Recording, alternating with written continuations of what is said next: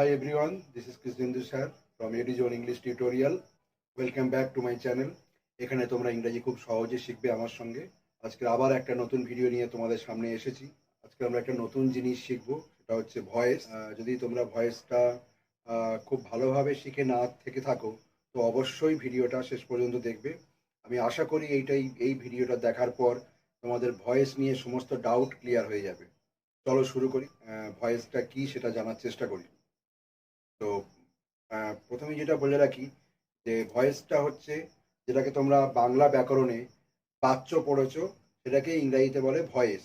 ভয়েসটা কি না, voice is a kind of verb form যেটা নাকি ইন্ডিকেট করছে কি না, সাবজেক্ট বা কোনো একটা সেন্টেন্সে যে কর্তা থাকে সে নিজে কাজ করছে না তাকে দিয়ে কাজটা করানো হচ্ছে। যদি সে নিজে কাজটা করে থাকে, মানে যদি কর্তাকে বেশি ইম্পর্টেন্স দেওয়া হয় তাহলে সেটাকে আমরা বলবো অ্যাক্টিভ ভয়েস। আর যদি কর্তার থেকে কাজটাকে বেশি ইম্পর্টেন্স দেওয়া হয়, মানে যদি কাজটা তাকে দিয়ে করানো হয় কর্তাকে দিয়ে, তাহলে সেটাকে আমরা বলবো প্যাসিভ ভয়েস। চলো আমি বোর্ডে লিখে দেখাই। ভয়েসটাকে আমরা তিনটে ভাগে ভাগ করতে পারি। একটা হচ্ছে অ্যাক্টিভ ভয়েসটাকে বাংলায় বলা হয় বাচ্য।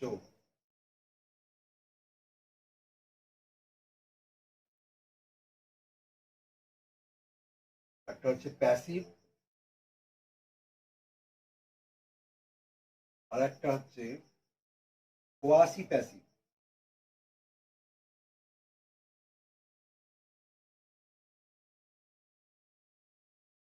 এটাকে বলা হয় বাংলায় বলা হয় কর্তৃবাচ্য, এটাকে বলা হয় কর্মবাচ্য, এটাকে বলা হয় কর্মকর্তৃবাচ্য।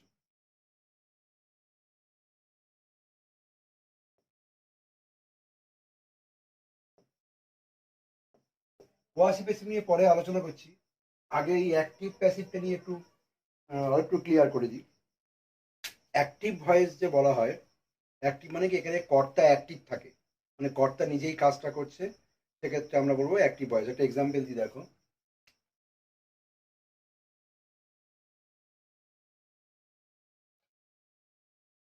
হি রিডস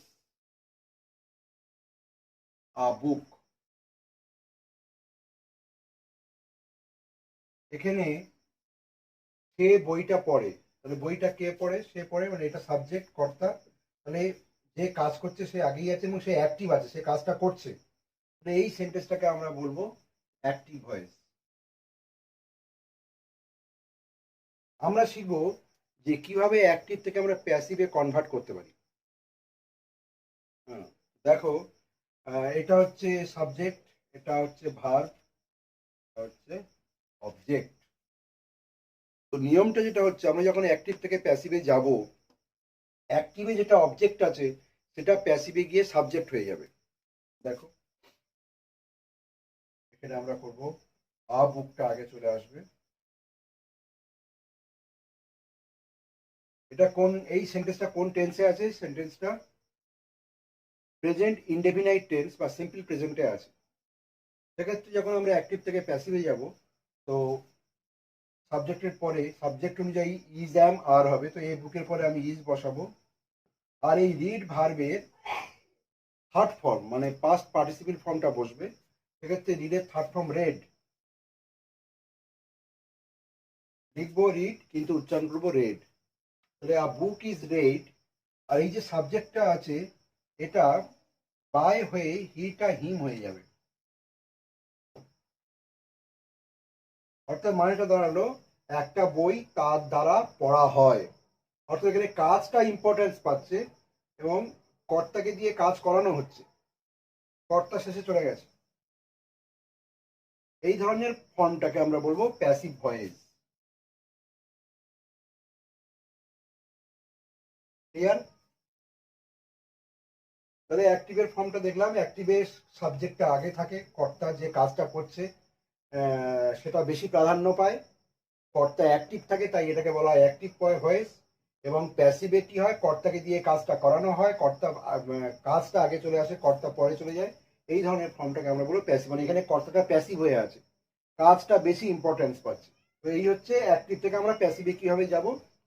অ্যাজার্টিভ সেন্টেন্সের আমরা কিভাবে অ্যাক্টিভ থেকে প্যাসিভ করি বিভিন্ন টেন্স অনুযায়ী আমি দেখাচ্ছি। এটা আমি দেখালাম প্রেজেন্ট ইনডেফিনাইট বা সিম্পল প্রেজেন্টে। এবারে পরপর আমি টেন্সগুলোকে এই একটাই সেন্টেন্স দিয়ে আমি দেখাবো বিভিন্ন টেন্সে আমরা অ্যাক্টিভ থেকে কীভাবে প্যাসিভ করছি। এটা সিম্পল প্রেজেন্টে আছে।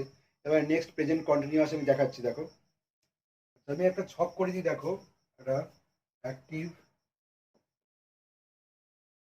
প্যাসিভ। যদি অ্যাক্টিভের সাবজেক্ট আই থাকে তাহলে প্যাসিভে গিয়ে বাই মি হয়ে যাবে। যদি অ্যাক্টিভে উই থাকে বাই আস, ইউ থাকে বাই ইউ, যদি হি থাকে বাই হিম, যদি শি থাকে বাই হার, যদি দে থাকে বাই দেম, যদি কোনো নাম থাকে নেম যদি কিছু থাকে, সাপোজ যদি রাম এরকম আছে তো বাই নেম, এরকম। এবারে চলো আমি প্রেজেন্ট কন্টিনিউয়াসটা দেখাই। প্রেজেন্ট কন্টিনিউয়াস টেন্স ওই একই সেন্টেন্স আমি দেখাবো। তো আগে আমরা কি লিখলাম যে হি রিডস আ বুক, তাই তো। তো তার প্রেজেন্ট কন্টিনিউয়াস টেন্স কি হবে? হি রিডস আ বুকের present continuous tense he is reading a book. তো লিখি আমরা he is reading a book. He is reading a book, এটা হচ্ছে প্রেজেন্ট কন্টিনিউয়াস টেন্স। এর প্যাসিভ আমরা কিভাবে করব? এই বুকটা আগে চলে আসছে, ইজ থাকলো। কন্টিনিউয়াস টেন্স যখন আমরা প্যাসিভ করব একটা বিইং আসবে, বিইআইএনজি, বিইং। আর এই রিড যে ভার্বটা আছে এর থার্ড ফর্ম রেড, হিটা বাই হিম হয়ে যাবে। A book is being read by him. এটা যদি প্রেজেন্ট পারফেক্ট থাকে, যদি এরকম লিখি আমি হি হ্যাজ রেড আ বুক, সে একটা বই পড়েছে বা তিনি একটা বই পড়েছেন, তাহলে আ বুক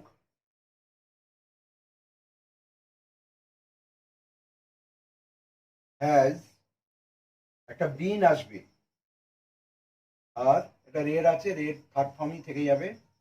আ book has been read by him.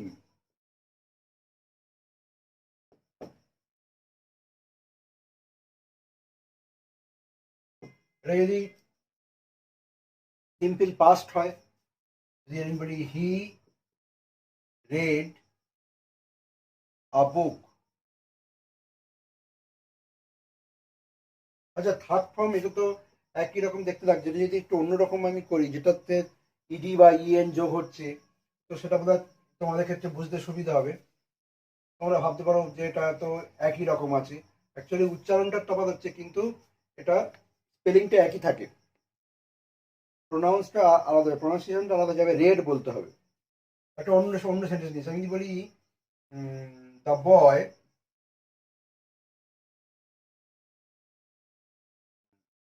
Boy played football. The boy played football, এটা সিম্পল পাস্টে আছে। এটার প্যাসিভ কিরকম হবে? ফুটবলটা আগে আসবে, সিম্পল পাস্টে করার সময় ওয়াজ বা ওয়ার আসবে একটা, যেহেতু ফুটবলটা সিঙ্গুলার আমি ওয়াজ করলাম। আর প্লে ভার্বের থার্ড ফর্ম হচ্ছে played. Football was played by the বয়।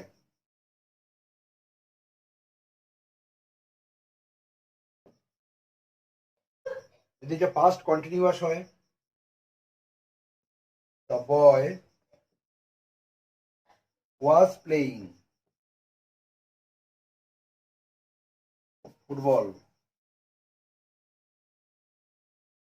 তো ফুটবলটা আগে চলে আসলো,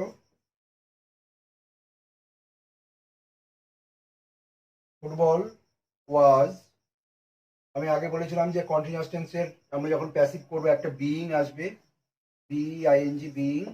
football was being played by the boy. অ্যাক্টিভে মানে ছিল ছেলেটি ফুটবল খেলছিল। আমরা প্যাসিভে করলে বাংলা মানেটা হবে যে ফুটবল ছেলেটার দ্বারা খেলা হচ্ছিল। এই যে হচ্ছিল হওয়াটা বোঝাচ্ছে বলে বিইং আসছে, হচ্ছিল। তো আমরা পাস্ট কন্টিনিউয়াস করে, এবার দেখো পাস্ট পারফেক্ট। এবার দেখো পাস্ট পারফেক্ট, পাস্ট পারফেক্ট টেন্সে কি লিখবো না, ধরো যদি এরকম লিখি, আমি সাবজেক্টটা দা বয়টাকে চেঞ্জ করে দিয়ে আমি আই করলাম, আই করলাম, তাহলে আই হ্যাড প্লেড ফুটবল। এটা পাস্ট পারফেক্টে আছে। তো এখানে অবজেক্ট ফুটবল, ফুটবলটা আগে চলে আসলো, এসে প্যাসিভ ভয়েস এটা সাবজেক্ট হয়ে গেল।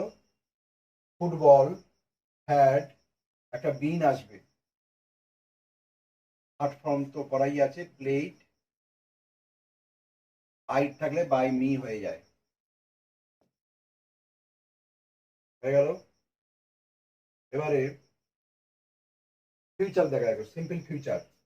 যেটা আমি সিম্পল ফিউচারে রেখি, আই শ্যাল প্লে ফুটবল। ফুটবলটা সাবজেক্ট হয়ে গেল, প্যাসিভে এসে ফুটবল, ফুটবলের পরে নিশ্চয়ই শ্যাল বসবে না, উইল বসবে, একটা বি ভার্ব আসবে, played by me. I shall play football মানে আমি ফুটবল খেলবো। প্যাসিভ করলে মানে হবে ফুটবল আমার দ্বারা খেলা হবে, যে হবে বোঝাচ্ছে বলে হওয়া বি ভার্ব আসছে। আমরা ফিউচার পারফেক্টে দেখি, I shall have, I shall have played football.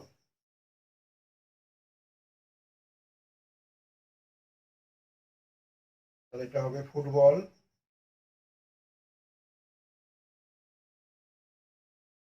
Will have, একটা বিন আসবে, থার্ড ফর্ম হচ্ছে প্লে ভার্বের থার্ড ফর্ম হচ্ছে played, football will have been played by me. অ্যাজার্টিভে আমরা শিখলাম কিভাবে অ্যাক্টিভ থেকে প্যাসিভ করতে হয়। এবারে চলো আমরা ইম্পারেটিভ সেন্টেন্সে যাই। আচ্ছা, ইম্পারেটিভ সেন্টেন্সে যাওয়ার আগে আমরা আমরা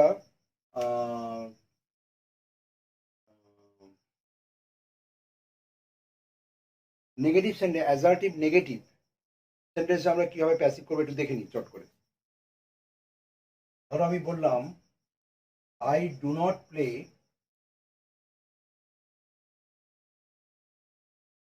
ফুটবল। আগে বলেছিলাম আমি ফুটবল খেলি, এখন বলছি আমি ফুটবল খেলি না, তার মানে ফুটবল আমার দ্বারা খেলা হয় না। তাহলে ফুটবলটা, ফুটবল ইজ নট প্লেড, শুধু একটা নট চলে আসবে, মাঝখানে একটা নট দিয়ে দেবে, football is not played by me. বোঝা গেল? এবারে চলো ইম্পারেটিভে যাই। ইম্পারেটিভ সেন্টেন্সে আমরা কিভাবে অ্যাক্টিভ থেকে প্যাসিভ করব।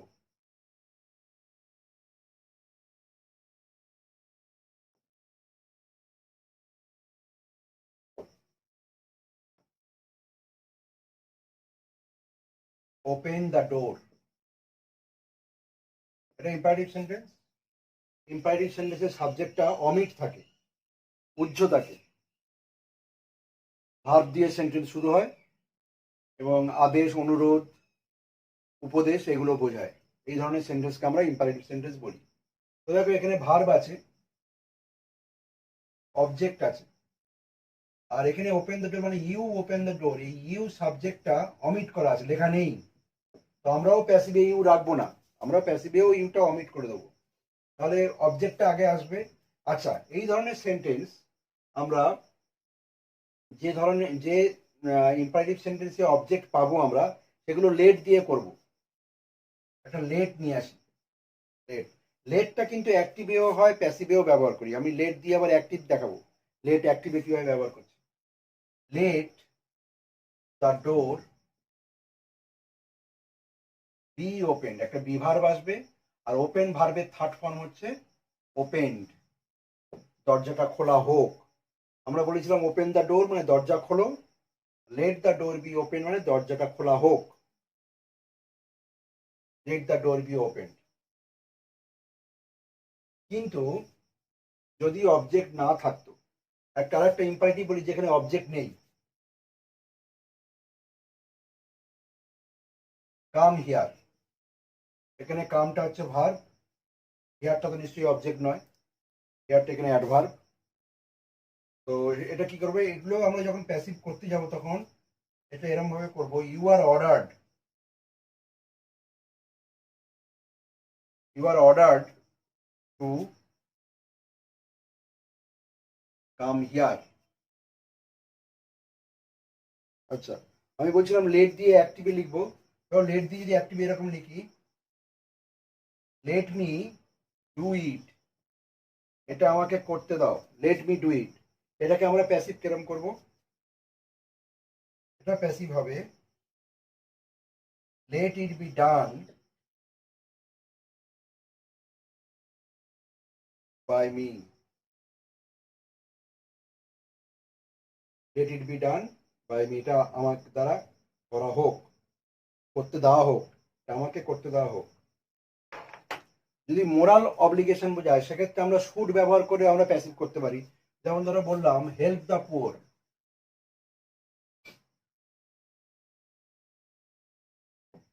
এটা আমরা এরকম করতে পারি, দ্য পুয়ার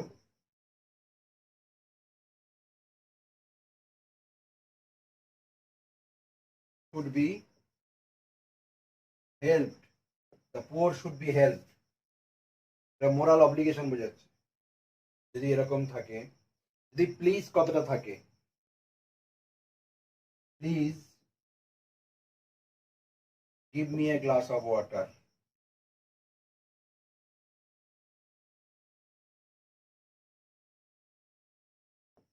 এর দুভাবে করতে পারি। একটা করতে পারি ইউ আর রিকোয়েস্টেড,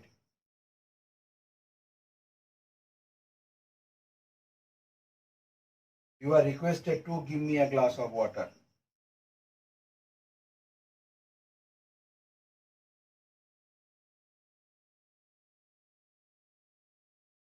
অথবা আরেকটা করতে পারি, লেট দিয়ে যদি করতে চাই, let a glass of water